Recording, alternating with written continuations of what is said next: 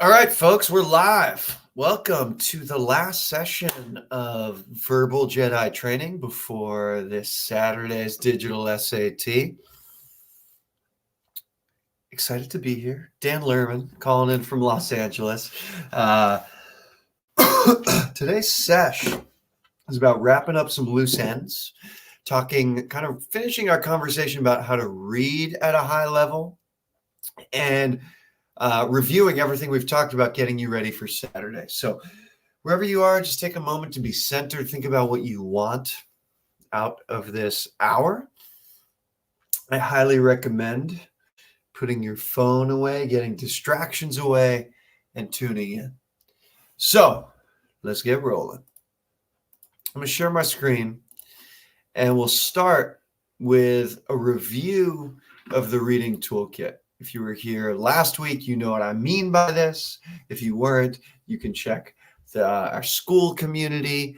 And these are the 5 moves that turn you into a very good reader overnight. The world making, the personalizing, the parsing, the linking, the defining. Those are the moves. So let's practice it on this. Here is a paragraph that might as well be on the digital SAT. It's the right level. And just take a moment to read it and try and do all 5 of these tools.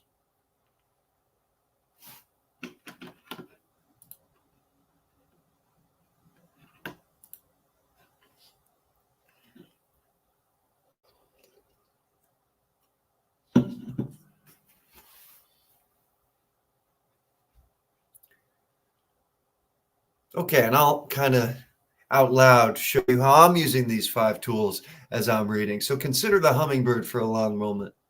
A hummingbird's heart beats 10 times a second. I'm using world making. I'm visualizing one red hummingbird in the middle of my screen, and I'm zooming in and I'm going in through the hummingbird's chest to see its heart beating 10 times a second. I've also got David Attenborough narrating it, talking in the background, which is personalizing because I love David Attenborough, and this is making it fun for me. A hummingbird's heart is the size of a pencil eraser. A hummingbird's heart is a lot of the hummingbird. Hoyas voladoras, flying jewels, the first white explorers in the Americas called them. What does them refer back to? We can use linking here. Them has to refer back to the hummingbirds. Okay, so there's linking. And what else? Where would I use defining? Well, towards the end of this, maybe you got to the word elephantine and thought, I've never seen that word. But if you use defining and you read closely and take a guess based on the context, you know elephantine has to mean big. It has to. And what does infinitesimal have to mean? It has to mean small. It has to. And which one didn't we do? The parsing. So yeah, this last sentence is really long and kind of a lot's happening. So if you read it and didn't get all of it, you break it down into smaller pieces. Okay, I'll just go with the first piece. So that's parsing. So those are the 5 moves. And today I just want to remind you, last week we kind of focused on world making and personalizing. I'll give you one more really hard text. This is from the old SAT. This is one of the hardest texts I've ever seen. Can you use linking? Can you use parsing? Can you use defining? I'll give you a minute to give this a try.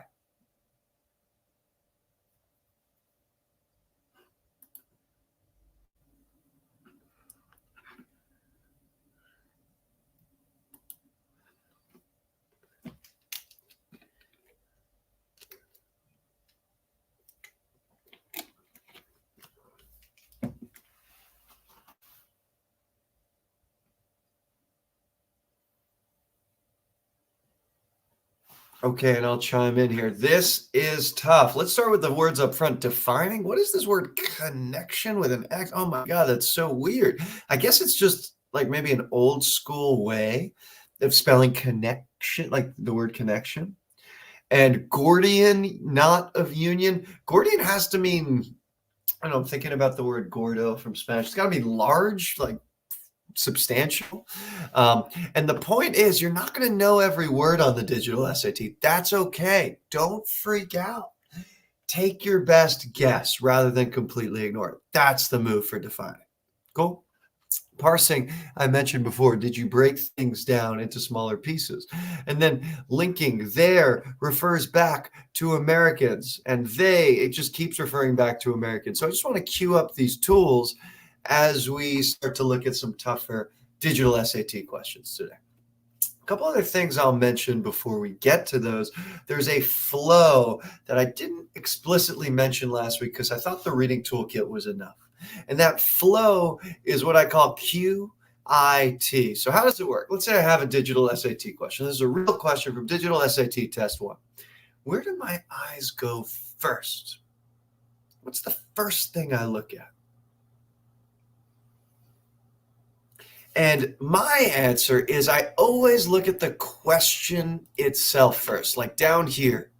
Why do I do that? Because in my mind, I have a kind of a classification scheme. Like there are 5 different question types, and I treat those a little bit differently. I like knowing what I'm going to answer before I actually answer it. On the old SAT and on the ACT, I don't do this because there's 10 questions per text. But here, when there's just 1 question per text, it's a huge advantage to you for the digital SAT to know what they're going to ask. Is it going to be about the whole text? Is it going to be about the function of the underlined portion? Are they going to ask me to deal with some claims? So this is what I would call a detail question. This is a detail question, and my brain knows how to handle those. I'll mention that a little bit more later on today. But that's the first thing I'm looking at. Then secondly, I'm reading the intro. So remember, this is QIT. I read the question, then the intro. So many people just skip the intro and go right to the text. You're putting yourself at a huge advantage if you take your time, read this, and get something from it. So what am I getting from this? Honestly, in this particular question, not a ton, other than this is old, 1906, and the novel is called The Railway Children. So maybe this is about kids of some sort. Okay. And then finally, I read the text and I use the reading toolkit to do that. So QIT. And I just want you to practice that. Here's another question type we haven't talked about yet. Start with the Q, then the I, then the T. We're not going to answer this question, but just put your eyes and your brain through that process of going QIT.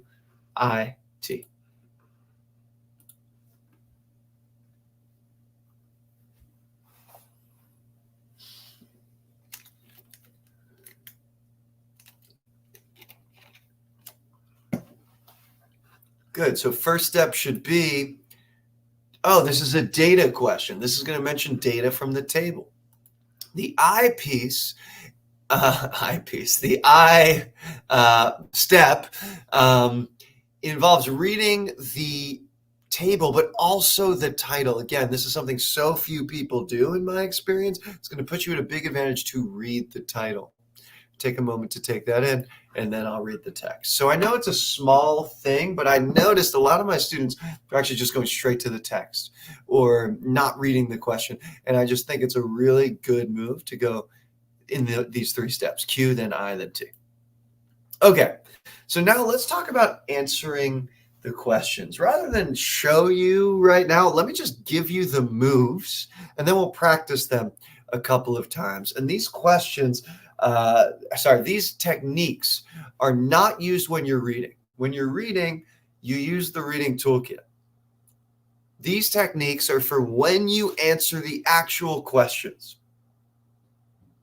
So let's take a look at them. The first one is to predict. Man, so few people do this. At first, if I'm like private tutoring a student, I'll have them put their hand over the answer choices and not even look at the answer choices. Pretend like it's not a multiple choice test. Why is this important? Because so many people are kind of not reading that well, and they're hoping the answer choices are going to save them. If that happens, your brain's looking for familiarity. It's looking for pretty good answers. It's going to pick a second best answer. You're going to get questions wrong. So how do you deal with this? You predict. You cover the answer choices. You write your prediction down.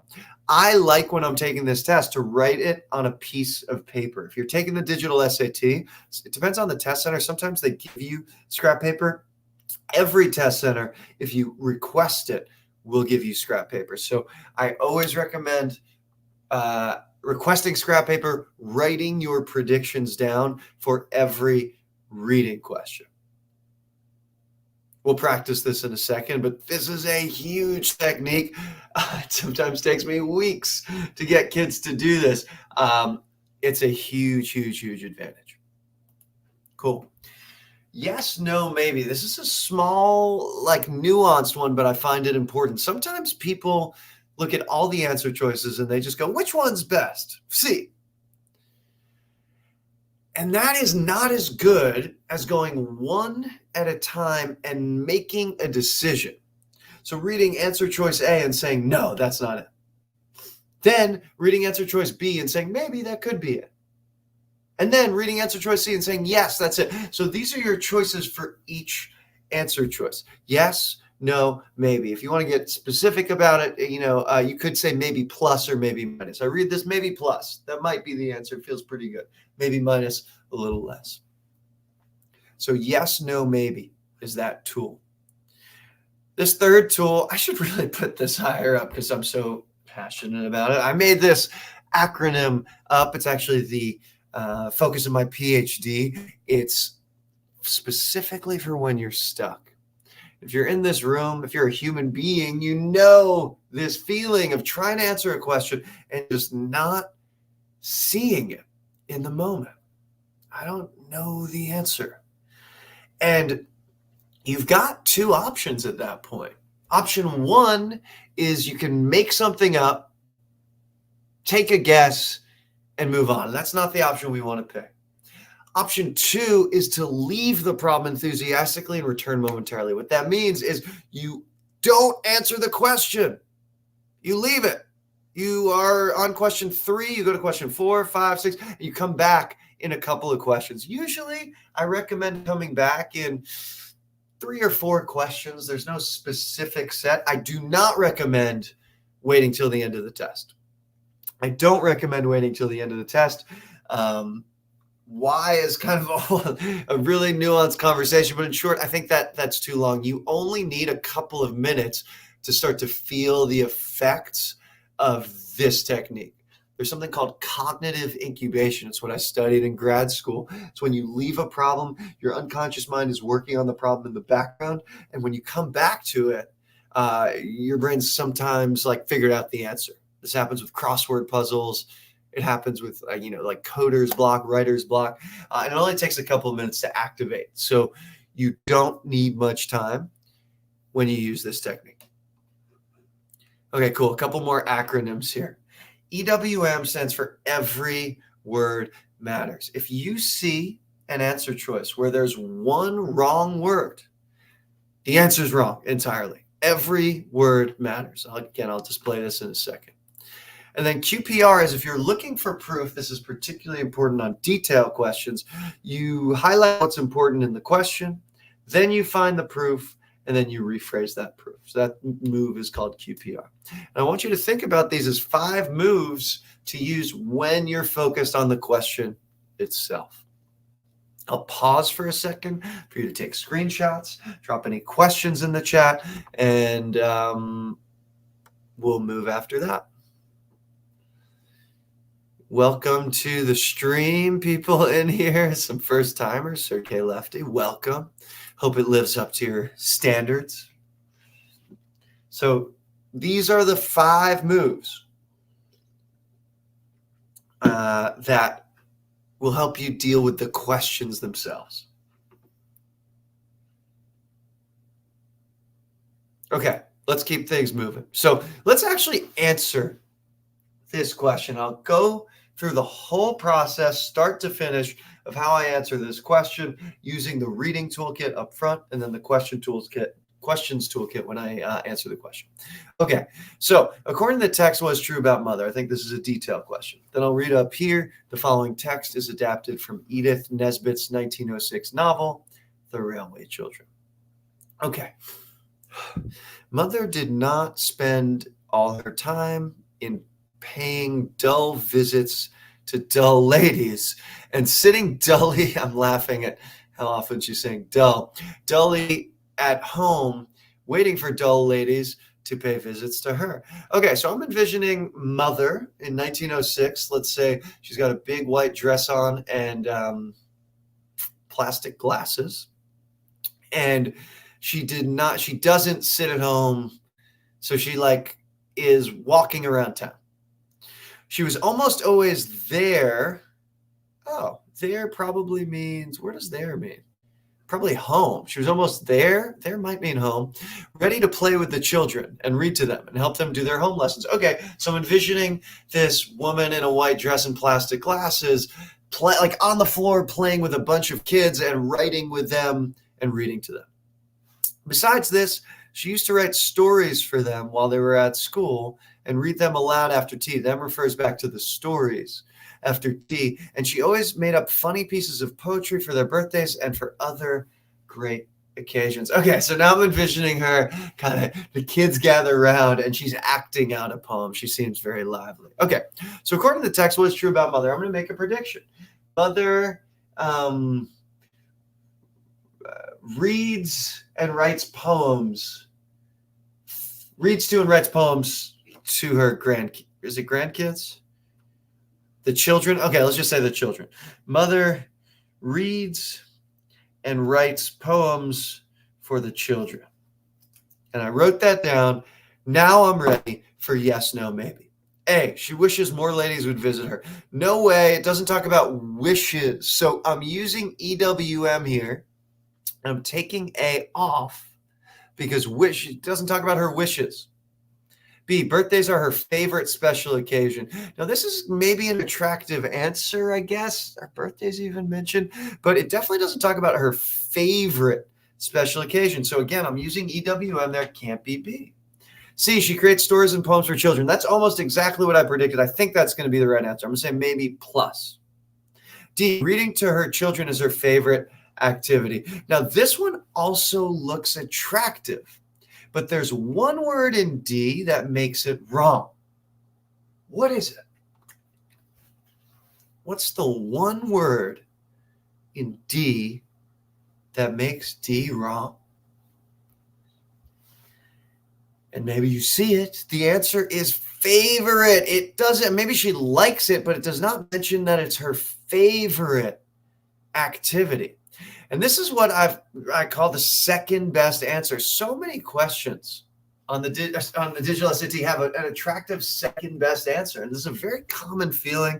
Maybe you relate to it. Two of the answers seem really bad and two seem pretty good. And what's the tool in the questions toolkit that's going to help you determine what the right answer is? And the answer to that is EWM. Every word matters. What's the one word in the second best choice that makes it wrong? So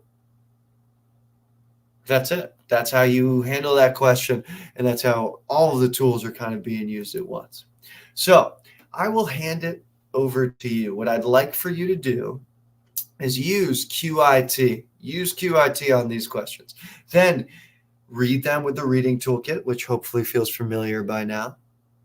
And finally, answer the questions with the questions toolkit.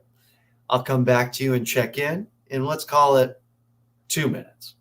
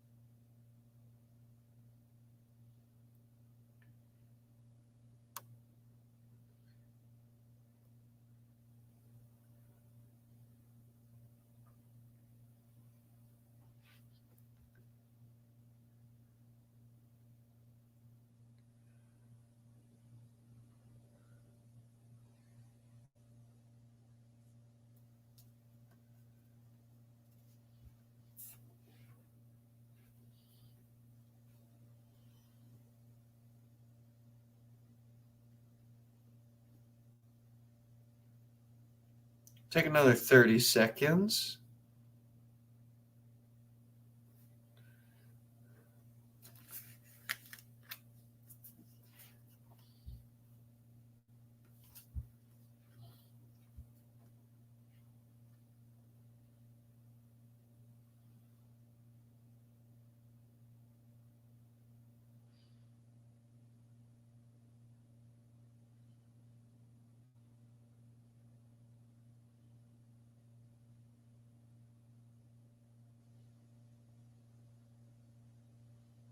I'm just finishing up here. 10 more seconds.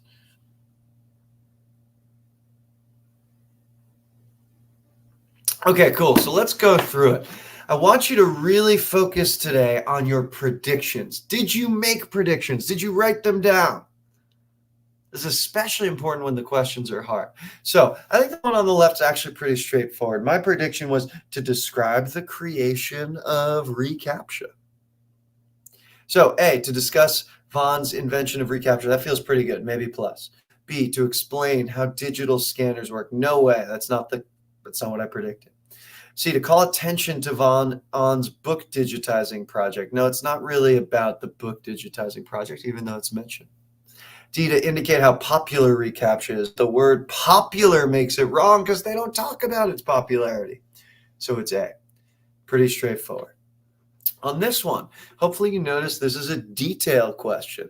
Hopefully you read this. I think this is pretty tricky because there's some kind of hard words. My prediction was, how does he respond to the crowd? That's kind of happening down here. My prediction was questioning the shouting and acknowledge them being in unison. I think it's really important when you read this to use defining on unanimity. What does the word unanimity mean? Well, it kind of reminds me of the word unanimous, which means like everyone all at once. So that's in my prediction. Questioning the shouting, acknowledging their being in unison. Okay. Hey, he asked about the meaning of the crowd shouting, even though he claims to know what the crowd wants. I don't think he claims to know what the crowd wants, so I'm going to say maybe minus. B, he indicates a desire to speak to the crowd, even though the crowd has asked to speak to the subordinate. I don't think he does that at all, so I'm going to say no. C, he expresses sympathy for the crowd's demands, even though the crowd shouting annoys him. I don't see him expressing sympathy. I use EWM to say C's wrong. Sympathy is not right. D, he describes the crowd as being united, even though the crowd clearly appears otherwise. Yeah, he does. That's where he does it. So QPR, where's the proof? It's in the word unanimity. So that's a tough question, mainly because people generally skip over this word and don't process it. So that's how I'd answer those two. So I'll pause for a second.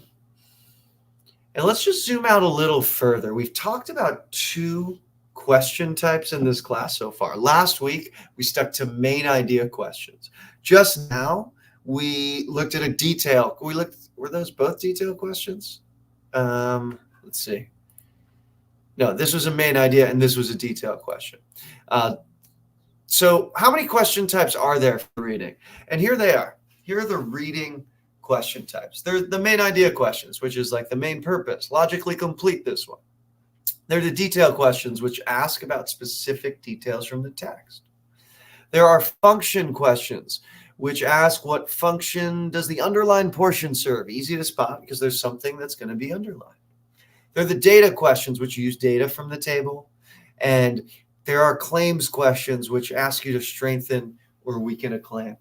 I generally think, I'm still kind of forming my opinions on this. I generally think I've laid these out from easiest to hardest, right? I think the hardest, so you can get a very tricky detailed question if it's written in like Old English or if it's poetry, they can get hard, but the hardest questions are generally those claim questions, like which evidence would strengthen author two's claim, or how would author 2 respond to author 1's claim? So I think these are the trickiest questions overall. So let's take a look at what these each look like. And again, I don't think we're going to answer these questions. I'm looking at the clock. I think I'll save it for answering most of these questions for the speed run I hopefully get to today. But let's just look at classifying these questions. So these, again, we just did this question, main purpose, even the logically completes the text questions. Those are main ideas. They're about the big picture of what's going on. I think these are the overall easiest questions on the test. Okay, detailed questions. Well, we've looked at both of these already. These are specific details from the text. Function questions I mentioned before. We haven't done these yet. But these stand out because they ask about the function of an underlined portion. Data questions ask you to use data from the table. There are always going to be tables in the data questions. And finally, the claims questions illustrates the claim, support the student's claim. So I'll enter hopefully at least one of each type in the speed run at the end of today's sesh. For now, I'd love for you, I'll go back for a second. I'd love for you to just take in these 5 question types, take a screenshot, and just know these are the types of reading questions that you'll be up against. Cool. All right, so let's keep things moving. And before the speed run, the last thing I wanted to do with you guys is just give you a verbal mastery checklist. So many of you have been tuning in the past 4 weeks. Some of you joined recently. What have we talked about the past 4 weeks? What are the moves for the entire verbal section that I need to be top of mind on Saturday? Let me run through those for you. If you have questions or need clarification and you're watching this live, drop it in the chat. If you're not watching it live, you can let us know on the school community for the J.E.D.I training. Okay, cool. So, besides knowing your stuff, I just want you to check in right now with on what I call your present emotional state. Just think right now, I'm feeling tired. I'm feeling distracted. I'm feeling motivated. I'm feeling angry.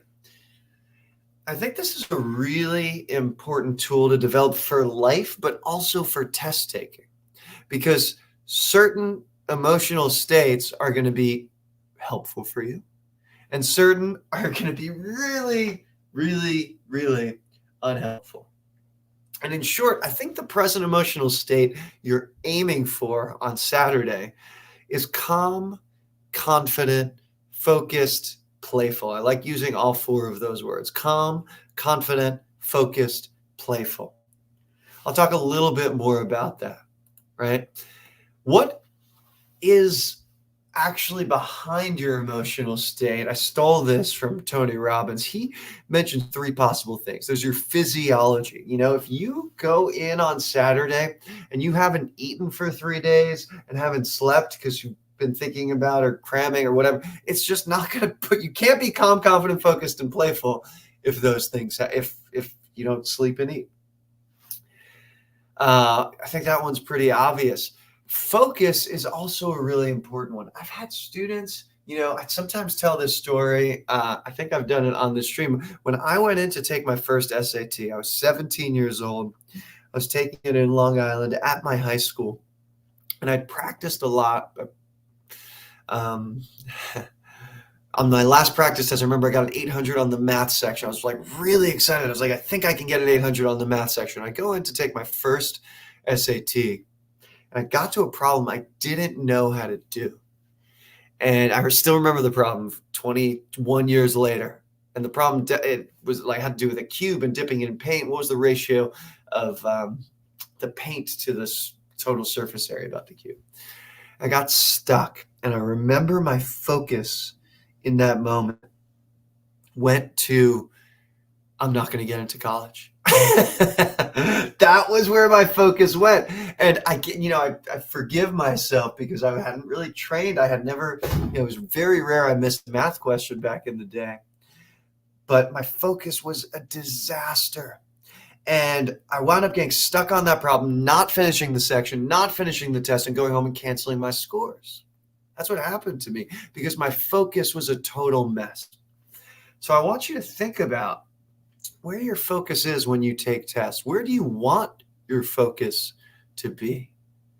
What would have been a better thought for me to have than you're not going to get into college? There's a happy ending to that story. The next time I took the test, I did well. And then I took it one more time, I did really well. And then the third piece is the language. Pay attention to the language you're using to describe things this week. I must do well. That kind of is a little more nerve-wracking than I'd like to do well. So these 3 pieces make up your emotional state. And I challenge you to take a moment to think about what changes do I need to make to my physiology, to my focus, to my language, so I can show up on Saturday calm, confident, focused, and playful. Here's some tips in case you haven't already realized some moves that you can make. You have to practice under pressure.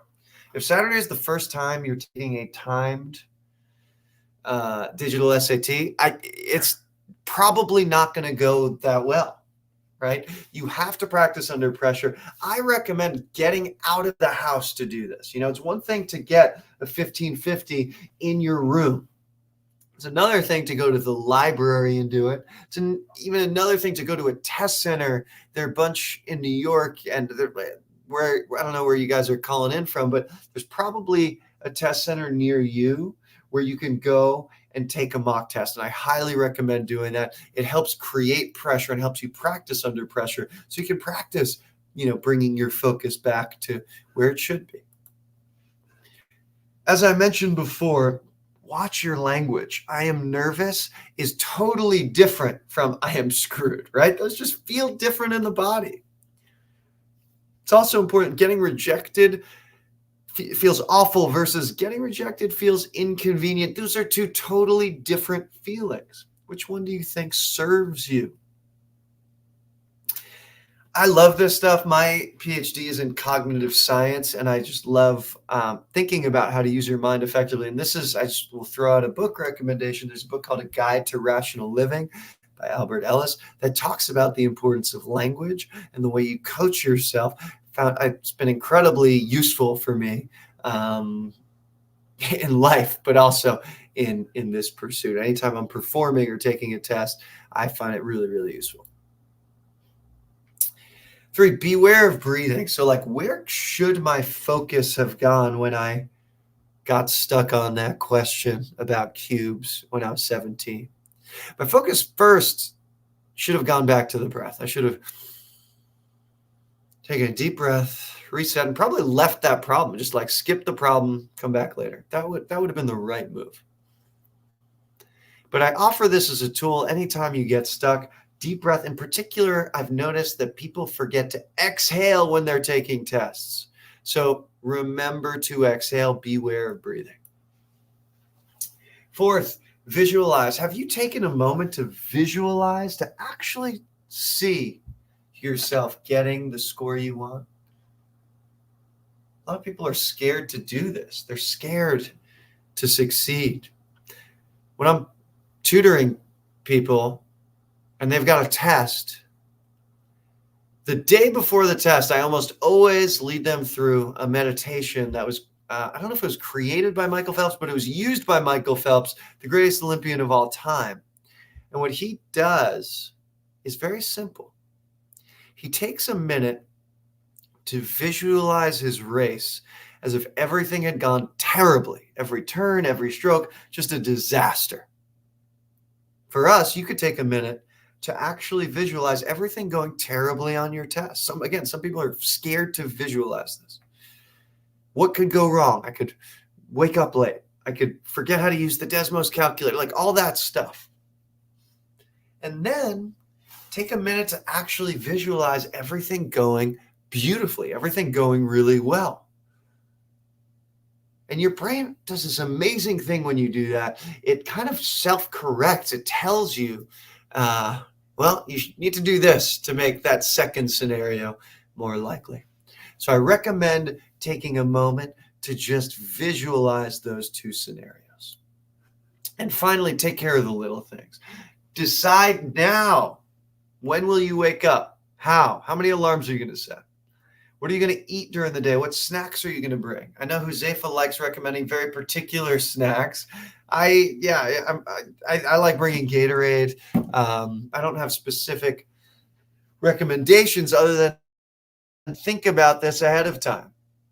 Have you packed everything you need? What will you wear? This is the what to bring on test day from pre-digital SAT. So I don't think you actually need pencils, but you definitely need, I think you still need an admissions ticket and a valid photo ID. So the little things, think about those ahead of time. Don't wake up on Saturday and think about them for the first time. Okay, let's get to the actual verbal stuff. So other than mindset, grammar tip 1 is you've got to classify. Here's a reminder of the 4 types of grammar questions. There's sentence structure and punctuation, there's verbs, there's pronouns, there's modifiers. When I look at these, which of the 4 types am I looking at? Well, I'm looking at the choices. I'm seeing commas. I'm seeing punctuation. Oh, this is type 1, sentence structure and punctuation. When I'm looking at these questions, what type am I looking at? And these are verbs questions. Were, have been, has been. Those are different types of verbs.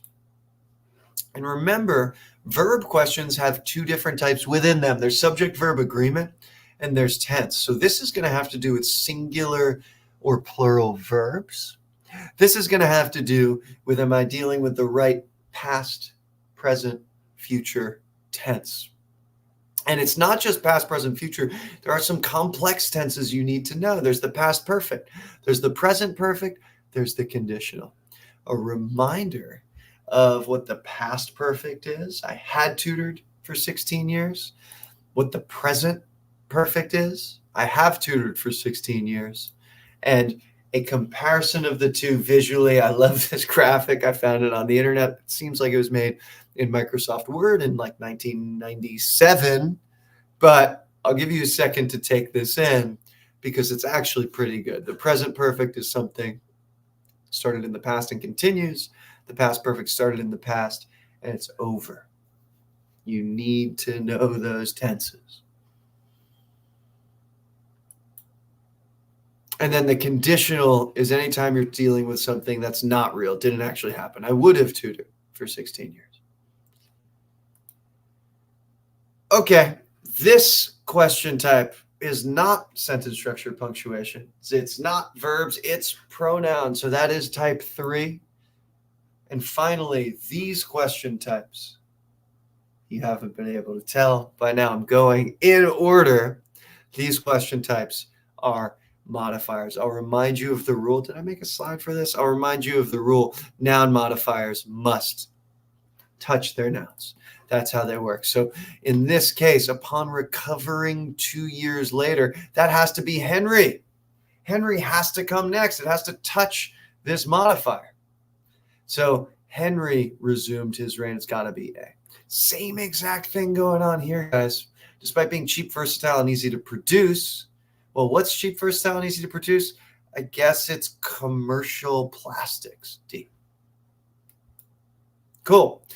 All right. What else? Tip 2 for grammar. There are 4 of these for grammar and 4 for reading. Tip 2 is you have to know your comma rules.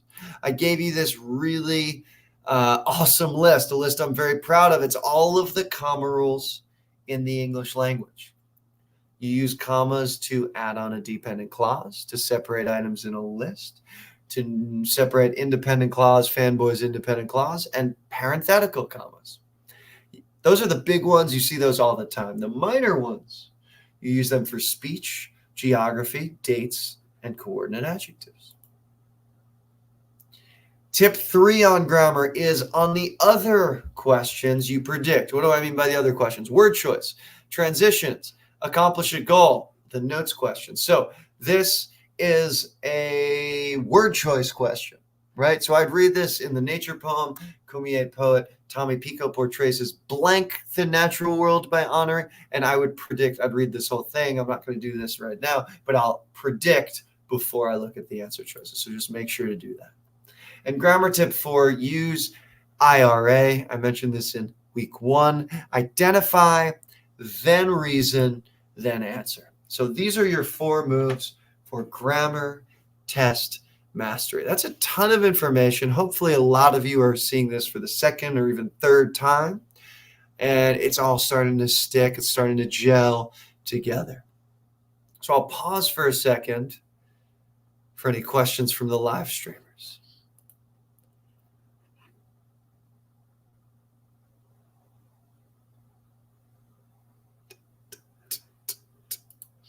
Okay, cool. So that is grammar test mastery. Let's take a look at, I queued up a really hard grammar question. I kind of want to keep moving and talk about reading so I can get to the speed run. So reading, tip 1 is use the reading toolkit. Here's an example of, I think this might be the hardest thing I've ever read. And I have no shot at answering it unless I'm using tools to have an experience. So I'll just model this. This is from a book called Middlemarch. Miss Brooke had that kind of beauty which seems to be thrown into relief by poor dress. So I'm visualizing a woman poorly dressed. So she's in like a rag kind of toga situation. And she had that kind of beauty which seems to be thrown into relief. I think the word relief means like positive. So she looks good in this rag toga. And then I'll go from there. So using the reading toolkit is essential no matter what you're reading.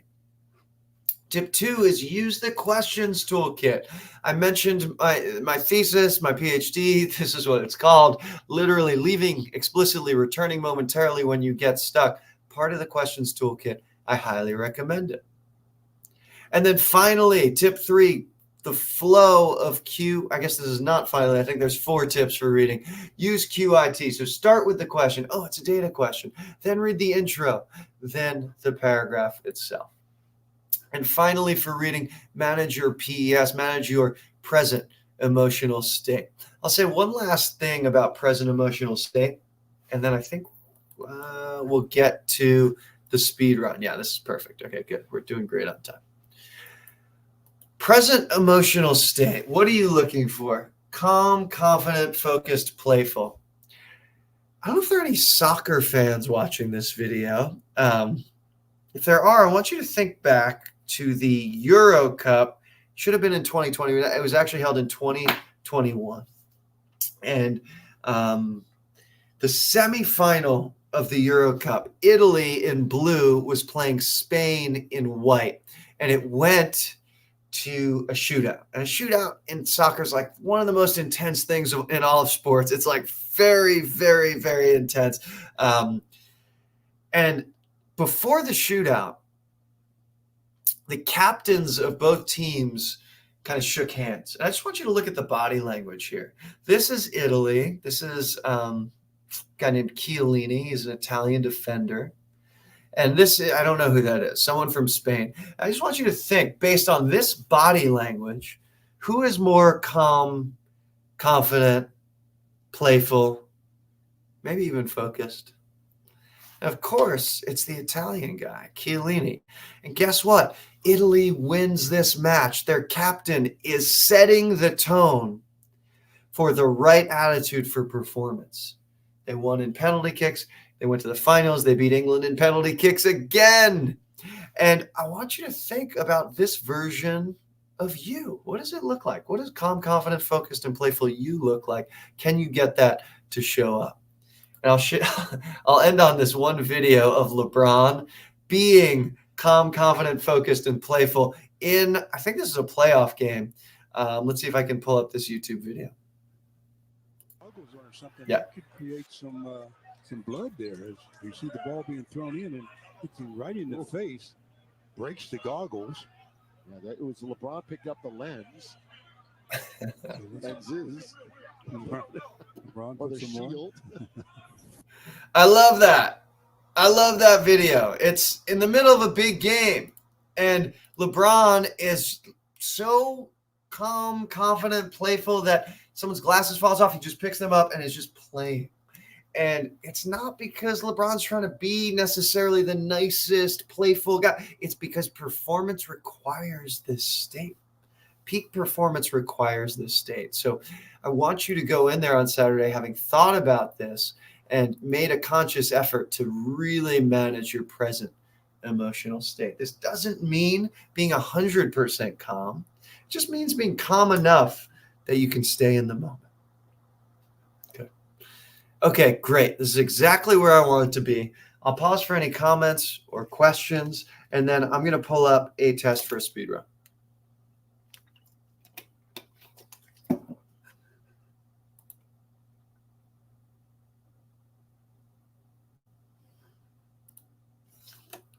Okay, let's see.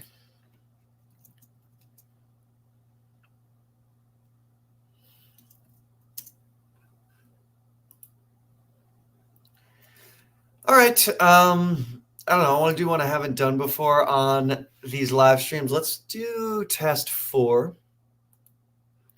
So here's how it's going to work. I'm going to go kind of at the pace that Dan Lerman would go. I'm not going at the teaching pace. I'm not going to teach these problems, but you're going to see me in real time answering these questions the way I would do it as quickly as I can.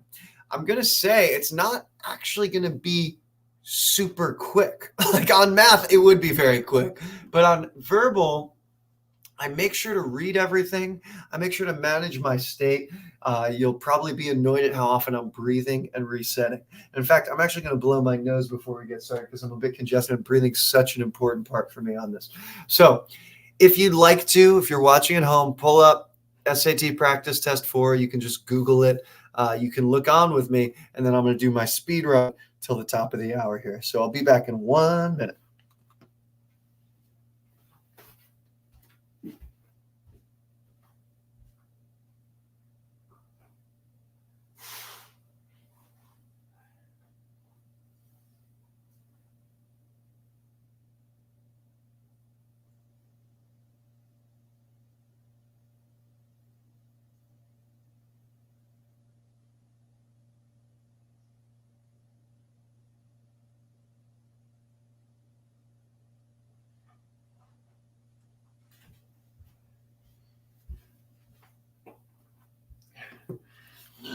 All right, folks, let's do this. So I'm going to get as far as I can before the top of the hour. Here we go. Okay, question 1. So this, I'm going to start by identifying. This looks like a, word choice question, so I'm going to make sure to predict. The spacecraft Osiris Rex briefly made contact with the asteroid 101955 Bennu in 2020. NASA scientist Daniela Della Justina reports that despite facing the unexpected obstacle of a surface mostly covered in boulders, OSIRIS-REx successfully blank a sample of the surface, gathering pieces of it to bring back to Earth. I would predict gathered. I'm going to use the same word they used, gather. Okay, A, attached, no. B, collected, feels good. C, followed, no. D, replaced, no. It's B. Okay, B, research conducted by planetary scientist Katerina Miljovic suggests that the moon's surface may not accurately blank early impact events. When the moon was still forming, its surface was softer, and asteroid or meteoroid impacts would have left less of an impression. Thus, evidence of early impacts may no longer be present, may not accurately reflect, is my prediction. A, reflect, there it is. B, no. C, no. D, no. Okay, it's A. Now I'm going to breathe. Let's do it again. Handedness, a preferential use of either the right or left hand, typically is easy to observe in humans. Because this trait is present but less blank in many other animals, animal behavior researchers often employ tasks specially designed to reveal individual animals' preferences for a certain hand or paw. Because this trait is present but less visible in many other animals. Yeah, something that's the opposite of easy to observe. So my prediction is visible. Okay, less recognizable. That feels good. Intriguing, no. Significant, no. D, useful, no. Okay, that's A is going to be the right answer. I just want to notice it's all about the prediction on these guys. If I'm reading carefully, yes, I read the entire thing. I don't take shortcuts, and I make a good prediction. These feel really easy to me so far. In fact, I want to actually get to some of the harder questions. I guess this last one is the last word choice one, so I'll do this one. Okay, it is by no means blank to recognize the influence of Dutch painter Hieronymus Bosch on Ali Banisadr's paintings. Indeed, Banisadr himself cites Bosch as an inspiration. However, some scholars have suggested that the ancient Mesopotamian poem Epic of Gilgamesh may have had a far greater impact on Banisadr's work. Okay, the ones I could tell harder because there's like kind of negatives going on is by no means blank. Is by no means, my prediction might be inappropriate. Is by no means inappropriate. Inappropriate. Okay. Substantial, no. Satisfying, no. Unimportant, that feels close. appropriate. That is the exact opposite of what I predicted, so that can't be it. So listen, I feel pretty good about C, but I feel like this is a harder question. I'm not 100% sure. I'm going to put into practice what I preach. I'm going to learn here. I'm going to leave explicitly. I'm going to return to this question momentarily to make sure I got it right. Breath. Onto the readings. Let's take a look. Okay, so I start with the question, which states the main purpose of the text. Okay, then the intro. The following text is adapted from Susan Glaspell's 1912 short story, Out There. An elderly shop owner is looking at a picture that he recently acquired and hopes to sell. So I'm visualizing the owner in 1912 looking at a picture that he acquired. It did seem that the picture failed to fit in with the rest of the shop. A persuasive young fellow who claimed he was closing out his stock let the old man have it for what he called a song. So I guess an old man sang a song and got a painting, I think. It was only a little out-of-the-way store which subsisted chiefly on the framing of pictures. Okay, so the store mainly frames pictures.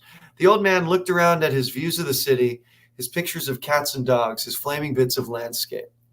Don't belong in here, he fumed. So maybe the new picture doesn't fit. And yet the old man was secretly proud of his acquisition. So he actually likes the new painting.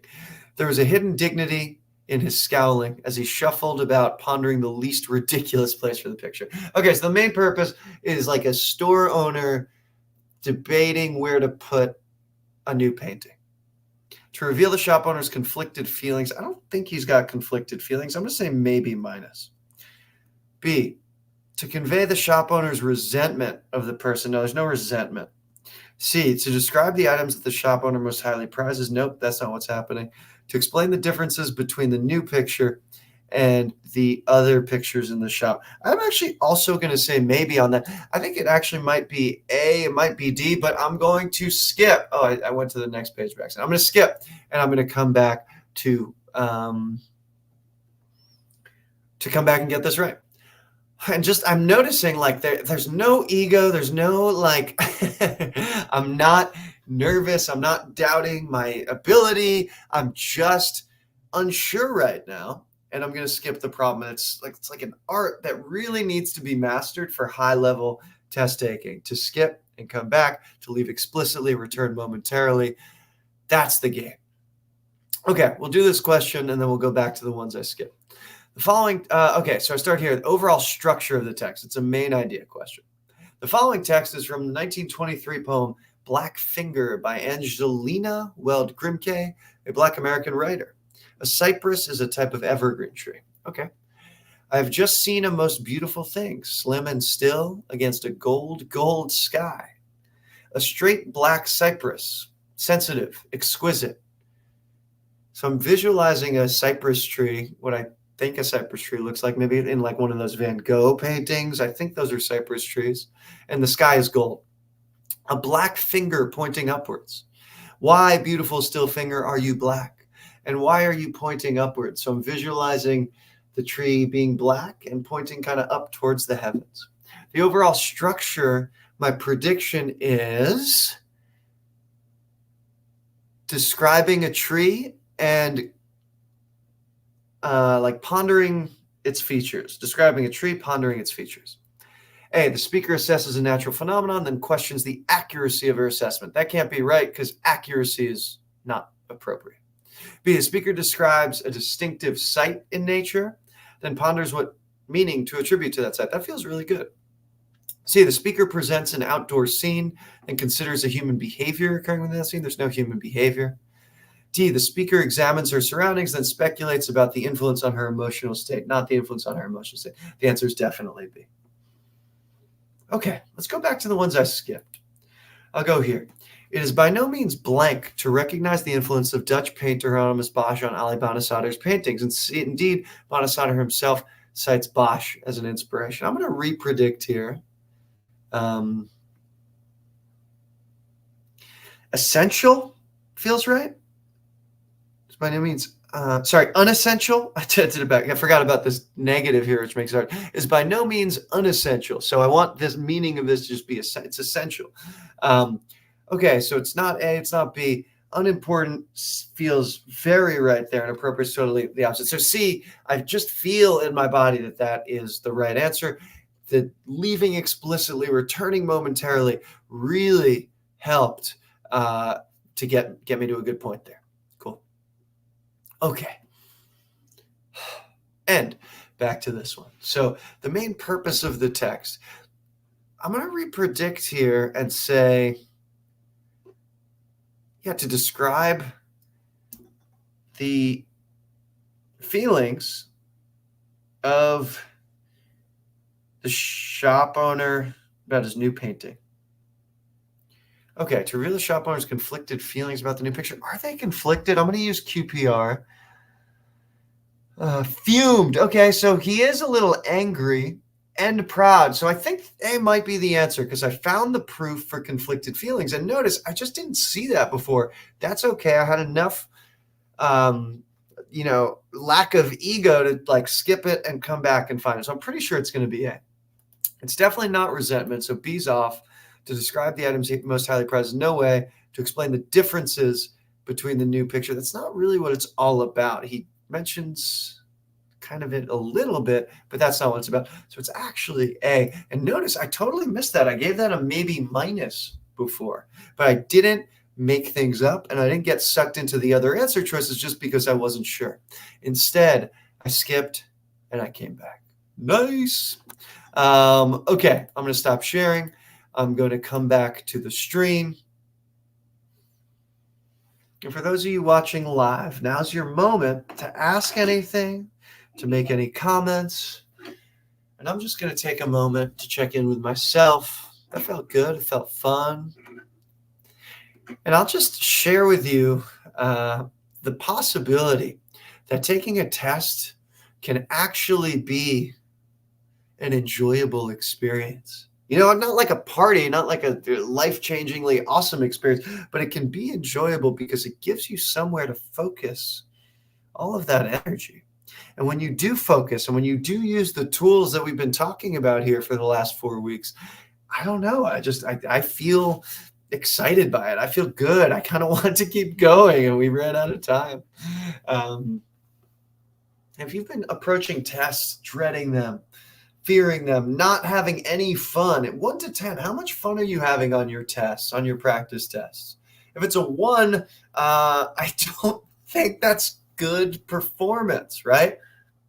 I think a lot of sports analogies make sense to me. If you show up to a sport and you're having no fun playing it, I don't think you're going to play well.